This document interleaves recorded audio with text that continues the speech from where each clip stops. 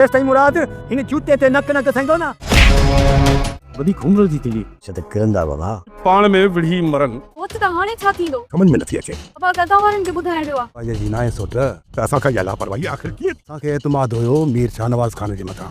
अस्सलाम वालेकुम हाज़रीन ऐं नाज़रीन ड्रामा सीरियल दुलाब जी अचण वारनि एपिसोडनि में हाणे आख़िर छा थींदो। दोस्तों मां तव्हांखे ॿुधाईंदो हलां दुलाब हिकु बहितरीनु सोप सीरियल आहे ऐं दुलाब में जेको आहे दुश्मन हाणे ककर वारनि जा राज़न वारनि जा ॿ थी विया आहिनि।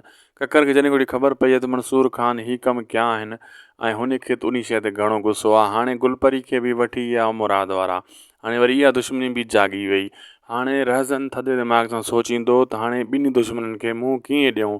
हाणे हिकिड़ो हुनखे फ़ैसिलो करिणो आहे। हू वेंदा शाहनवाज़ खान वटि, उनखे चवंदा मुराद वारनि भाञे कड़ी कई आहे फ़ैसिले जी ऐं इन्हनि खां असांखे हिसाब वठी ॾियो। असांजे घर में घिरिया आहिनि, असांजे घर में तोड़ फोड़ कई अथनि, मुंहिंजे पीउ खे कुटियो अथनि, बेइज़ती कई अथनि ऐं असांजे नंग खणी विया आहिनि।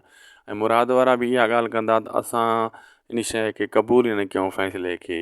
ऐं ॿी तरफ़ दोस्तों ॿुधायां त हाणे रहज़न वारनि जेको कोशिशि कंदा ककर वारा रहज़न वारा त जेको आहे असां जेको आहे न हिकिड़ो दुश्मन फ़िलहालु रखूं नज़र में, उहो आहे मंसूर खान, उन खे लिटायूं, पोइ जेको आहे मुराद वारनि खे ॾिसूं एॾो हाली थधो कमु कयूं, या मंसूर खान खे हिकिड़े पासे कयूं फ़िलहालु, मुराद वारनि सां हिसाब सिधा करे वठूं त पोइ मंसूर खान खे वठूं। हाणे इन सोच सां रहज़न ऐं ककर वारा अॻिते वधंदा, लेकिन शाहनवाज़ खान इहो कोशिश में आहे त मुराद वारनि खे हिकु पासे कयां त मां मंसूर खान खे रहज़न ऐं ककरनि जे हथां मारायां, उन जो उहो वॾो दुश्मन उहो आहे।